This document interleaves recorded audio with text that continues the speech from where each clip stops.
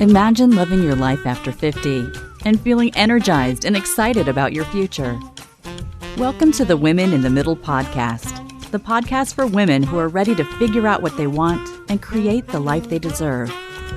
Here's your host and Master Certified Life Coach, Susie Rosenstein.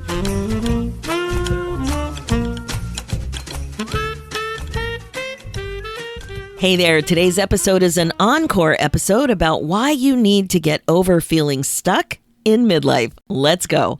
Welcome back to the podcast Women in the Middle, with over 1 million downloads and counting. I'm your host, Susie Rosenstein, your Master Certified Coach and Midlife Mentor, and I am so glad to be here with you again. The topic I want to coach you on today is why it's so important to bust through stuckness in midlife. Seriously, why you need to get over feeling this way. I think you might be a little surprised too from my take on it. As I mentioned, this is an encore episode of a really popular episode number 163, originally recorded in August 2020. It is super relevant and really important. Since then, I've coached so much on the topic of midlife stuckness. It comes up all the time with my clients, so as usual, you are not alone. I don't even know how many times I've heard an amazing midlife gal say something like this. I am just so stuck. I've never felt this way before. I don't know what's going on. I just don't know what I want. My life is just so blah. I don't know who I am anymore. I don't even know what my passion is. That sort of thing. Sound familiar? As usual, we're going to have some fun with this and give you something new to think about. Sometimes all it takes is a new perspective or a unique example to help you with your own breakthrough thought that starts the whole ball rolling. But just quick, before we dive into that, if you want to find out more about how to get unstuck and live your best life in the middle, head over to www.susierosenstein.com/10 questions and grab your free copy of my 10 insightful questions to reimagine your life after 50. Also, I always forget to remind you about this, but if you like today's episode or any of the episodes, make sure to share it on social media and tag me or tell a friend. I've met so many women our age who don't even know they have a podcast app right there on their phone. And with all of this midlife goodness and all of the podcast universe just waiting for you, it's just a click away. It's just such a bummer when you don't know you have such easy access to it. That's why I love calling podcasts a party in your purse. Just this morning, I was listening to that podcast I've mentioned before on this podcast as something that brings me joy. It's called Let's Talk to Lucy. It was originally broadcast as Lucille Ball's radio show in 1964.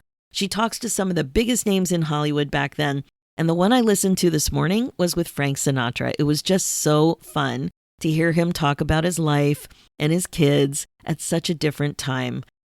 It's very interesting. I find it very entertaining. Anyway, when you share the podcast, it feels so good because if you're loving what you're hearing and learning, you can bet that one of your girlfriends will also get some help. And who doesn't love to help people? When you tag me, it helps me as well. I love seeing what's resonating with you and how you're applying the podcast to your life. And sometimes when I'm tagged, I can see conversations that help me figure out what other episodes I should be creating. So it's all good, and I would really appreciate that. So on that note, get ready to think a little differently about the importance of unsticking yourself and enjoy this episode. Today's topic is about why you need to get over being stuck. If you don't have a compelling why, I'm going to give you one to consider because being stuck can be so freaking painful. And it's such a boring and repetitive drag. It's kind of like there's a fork in the road and you're stuck right at that juncture, right at the base of the big V. Go left, it's more of the same, but it's safe and comfortable in a weird way. Go right and you're unstuck and on your way. Now, I know this might sound weird, but being stuck is a choice. You may not buy that at first. It may just feel like it's just that way, like it's reality, like I have a hand, I have an arm, and that the answer to unstuck is out there somewhere. You know, out there. I always look up and to the right when I'm thinking about where the answers might be. So right now I'm at my desk. So up and to the right is out my window, looking into the backyard, and I see my bird bath with my solar fountain, which I love, and the ravine. And that's where the answers must be. Or to you, it might feel like a feeling, like an emotional stuckness. The thing is that you know that your thoughts create your feelings. And if you don't know that, please consider that. Your thoughts create your feelings. The bottom line is that stuck is a thought. I'm stuck is an optional way to think about where you're at. There's a million other ways to think about it, but the story you're telling yourself is that you're stuck, like it's part of your body. Like I said, it's just the way it is. So I want to tell you a bit about what happened to me when I was stuck in a big way. And I've mentioned this before in the podcast, but I'm going to add a bit more detail this time to give you some more context and understanding about why it's so important to get over yourself, about the way you tell your own personal stuck story. For me, it was 2013. I was turning 50 that year. And I was also in the year, I was in like year 5 of a 5-year stint of being stuck. At that time, I had no perspective. I didn't know about coaching. I didn't know about thought work. I didn't understand that I was dealing with the same stuckness for 5 years. I had no clue that fear was a big part of what I was experiencing. I talked about being stuck like it was part of who I was at that time. I had no idea how to help myself. I didn't know how to think on purpose. So remember, I was a few years ago, that was 2013, and I was on the brink of turning 50, like I mentioned. And I know that I had been stuck for the 5 years leading up to that point. I was in my long-term job. I started to feel stuck in year 14 of the 19 years that I was there. Yes, that's 5 years. You've heard me correctly. And that is 260 weeks, or 1,820 days, or to be even more precise, about 43,680 hours, including sleep. But that much time of my life spinning about how stuck I was. Now, to be fair, sleep counts for about a third of that time, but I don't know that meant I wasn't still spinning. When you're stuck, it can feel so overwhelming and can seep into every aspect of your life because it affects your emotional state, your emotional well-being. So it doesn't really matter to be super precise about the hours. It's just a lot of time. And here is why you need to get over being stuck.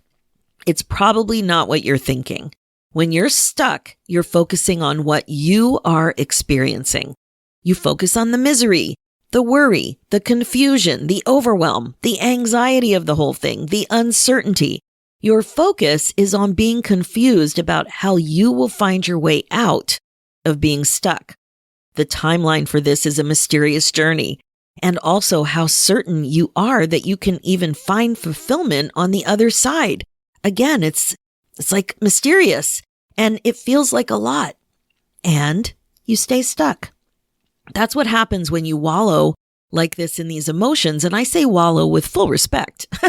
You get all comfortable with them in a weird way. You indulge in them. You find yourself busy trying to move away from those feelings and into some kind of forward action. You're very much in your story, the story that you tell yourself, mostly about why you need someone or something out there to help you. You don't feel like you can do it yourself, or at least I didn't. And I hear that from my community so often. And then you know what happens? Like I said, you stay stuck. You stay stuck. Sometimes you don't even know who to ask. You don't even know what to read. You don't know what podcast to listen to. You just swirl and stay stuck. So here's the big insight. Get ready. When you're stuck, you're thinking about yourself. I would think things like this. I just want clarity. I don't know what I should do. I wish someone would tell me what to do. I'm afraid I'll make the wrong decision. You're thinking thoughts that create negativity and specifically a lot of fear. Here's what you're not doing. You're not focusing on what you can do. You're not thinking in a way that will move you forward. You're not thinking about what won't be happening if you don't unstick yourself. Boom. Think about that again. You're not thinking about what won't be happening if you don't unstick yourself. This is what I want to talk to you about right now. You're not thinking about what won't happen if you stay stuck.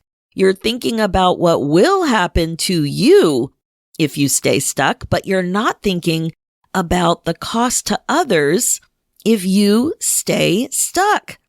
Do you follow?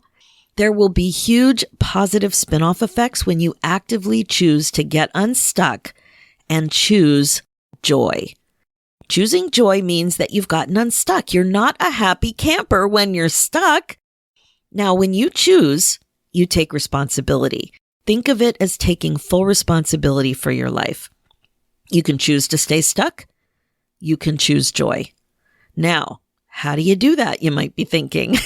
Well, I'm reminded of hearing Deepak Chopra at an Oprah event a few years ago, and he was talking about this concept in general. And I remember him emphasizing that if you want to be happy, make someone else happy. That really stuck with me. I believe this too, that when you help other people, you feel way better about yourself, that it's actually related to the fulfillment that you are looking for. Helping people can take many forms. There's directly helping people and indirectly helping people. It can be the way you show up, the way you inspire, the way you actively help someone, or even the way you put something in place that helps people that you don't even know. But I want you to tie this concept to feeling stuck and your responsibility to unstick yourself. When you unstick yourself, you will be in a position to help people in a different way than you are now. You will have a different effect on the people that you interact with. Pretty juicy concept, yes? So I started doing some thinking about what I've been able to do to help women in the middle since I got unstuck. Who have I impacted so that they're happier as a result of the happiness that I wanted to? Now, of course, you're listening to one of the things that I've done. This is episode 163, and I can't even believe it. The podcast turned 3 in July 2020. And if you would have asked me a few years ago if I would be doing anything like this, for sure, the answer would have been no. I didn't even know what a podcast was. I had no clue. I was a late smartphone adopter. I was completely clued out. I didn't know there were apps like that on my phone. Like, I think you may have heard me say this before, but I think of a podcast as a party in your purse because the phone, the smartphone is just so magical that you can get this kind of access to this kind of information just like that. Okay. The other thing is you don't even know what you don't know. But the Women in the Middle podcast is definitely helping midlife women get excited about their lives again. The iTunes reviews are so positive and quite frankly, so touching and meaningful to me. And when I read them, I feel amazing that I figured out, me who's afraid of technology, such an incredible way to actually help you improve your life. I've written over 100 blogs too, and this is so interesting to me. Blogging helped me find my voice. I remember sitting down to that first blog. I had no clue what I was going to write. But once I found my voice, I could share, I could coach, I could help make other women happier. Now, yes, I know that their thoughts, your thoughts actually make you happy. But you know what I mean. I'm doing my part, and the response to this format of communication is helpful. But let's go deeper. I'm going to tell you a bit about some of the transformations that have taken place right before my very eyes through the power of coaching. Working with my clients has been such a gift. The gift I gave myself. And now I've shared the gift of coaching right back. I've grouped these transformations a bit too to make it a little easier to talk about. And by no means, this list isn't in any order and it is not comprehensive. It's just to give you a flavor of the power of getting unstuck. So, one consistent transformation I've seen since I got unstuck and started coaching is related to work.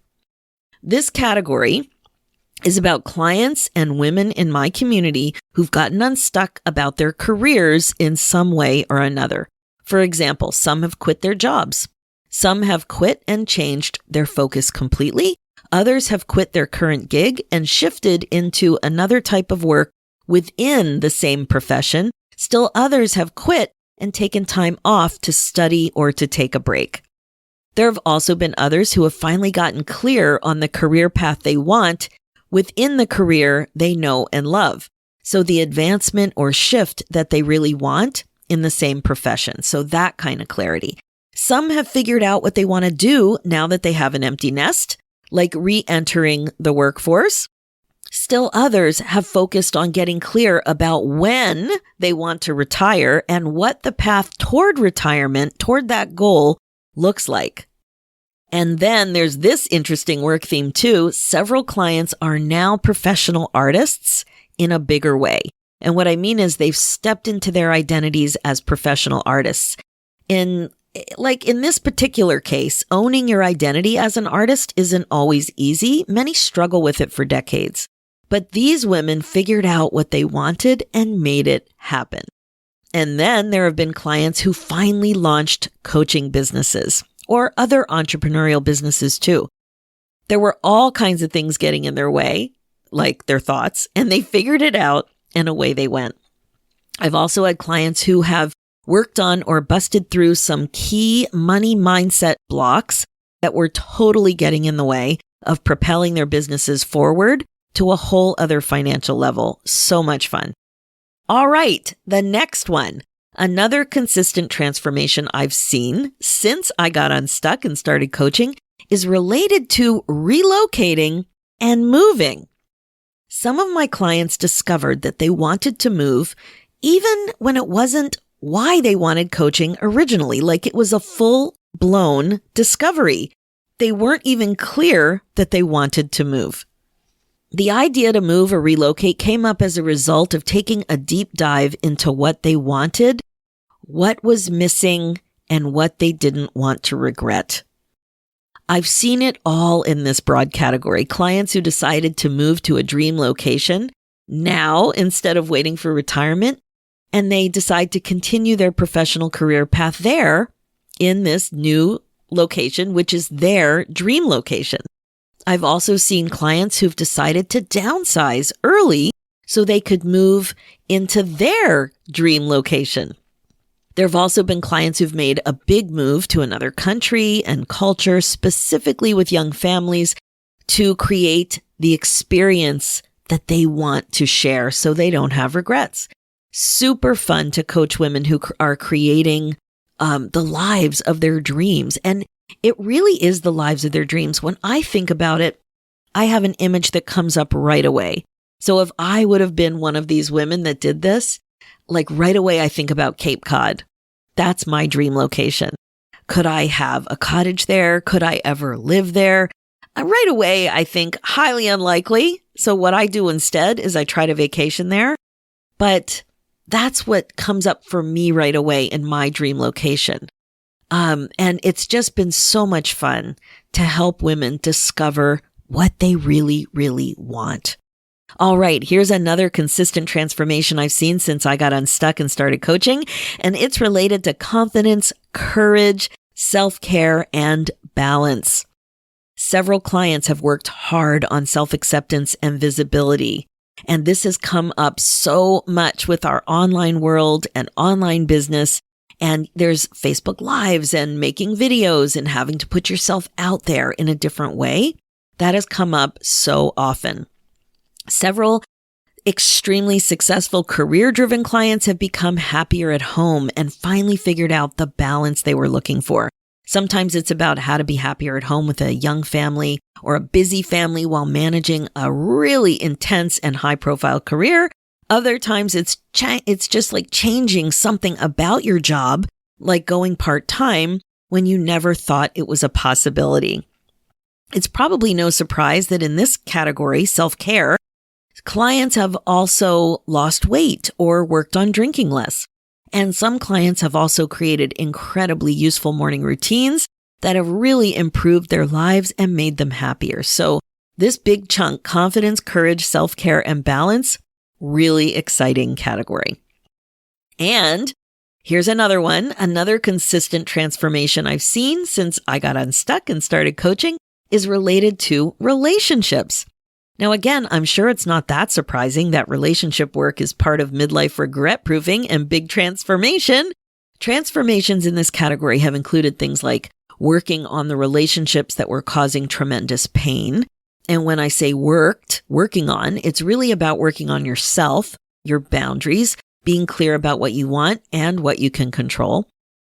Sometimes the work was about preventing regrets with a partner, parents, or children, for sure, that kind of thing. There have also been examples of getting clarity about wanting to end a relationship and also wanting to stay in a relationship. And sometimes it flips. There have also been big transformations related to setting boundaries in difficult relationships with parents, for example. Very important life-changing work. And then finally, there's a big category of emotional well-being in general. Learning how to be happier in the skin you're in. This is usually about figuring out how to be more fulfilled, learning the skills for increased mindfulness, learning to think on purpose, learning to take back your control when it comes to your emotions. Even now, at your age, lots of this kind of transformation too. So good and so fun to be a part of. So there you have it. I've been coaching now for 7 years, and I've coached hundreds of women, mostly women, some men, but mostly women. With the podcast and blog, I know that I've reached tens of thousands of women already 3 years in with the podcast with this message that it's possible to learn how to get excited about your life again. The feedback and emails just light me up. It is such a constant reminder of how important it is to get over staying stuck.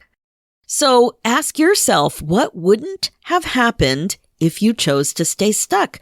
What wouldn't have happened if I chose to stay stuck? It's not that these transformations wouldn't have necessarily taken place. I don't know that. I don't know for sure. And I certainly don't think about myself or my power that way. It's ridiculous. But I do know that my work has had an impact. My coaching has helped. I know my coaching has helped. And if I would have stayed stuck, it wouldn't have helped. My message wouldn't be out there. I wouldn't have had the opportunity to do this work. I wouldn't have had the opportunity to coach, to share what I know about mindfulness tools and skills, and to support people getting better perspective on their thinking.